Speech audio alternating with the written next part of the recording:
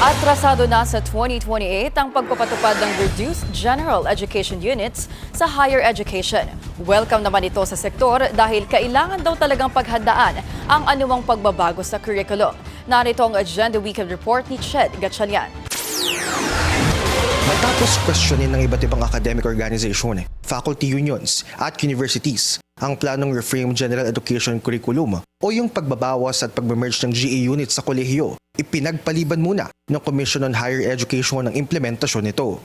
This is to give us time, especially the technical panel and the education, the Department of Education, to analyze and study well the different manifestation. Sa ilalim ng proposed Reframe J Curriculum, balak ibaba sa 18 ang nasa 36 GE units sa ngayon. Sabi ni CHED Chairperson Shirley Agrupis, isa raw ang Pilipinas sa mga bansang may pinakamaraming GE units ayon sa technical panel ng ahensya. May mga pag-aaral din daw na nagsasabing may duplication sa ilang subjects.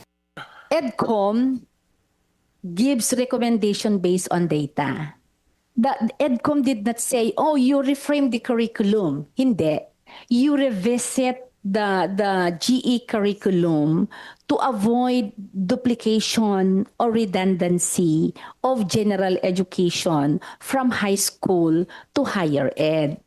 Isa sa pinakapinunan ng mga organisasyon ang pagkukumbay ng readings in Philippine history at life works and writing of Jose Rizal subjects. Sa pahayag ng Department of History and Philosophy ng UP Baguio, sinabi nitong hindi pagsasama kundi pagbubura pa ang mangyayari sa bagong subject na Rizal at Philippine Studies. Kamakailan lang, nagkasang mga guro, estudyante at ilang grupo ng pagkilos sa opisina ng CHED laban sa proposal. Nagsumite rin ang Alliance of Concerned Teachers Philippines ng consolidated petition na may nasa 2,000 pirma. Para sa mas mahaba pang konsultasyon, mauurong sa 2028 ang implementasyon ng Reframe Curriculum. After listening to the manifestations and the position papers from the different stakeholders, we agreed to form a joint, or we call it interagency technical working group, to study the different insights and inputs of the different groups regarding this reframed 18 units curriculum.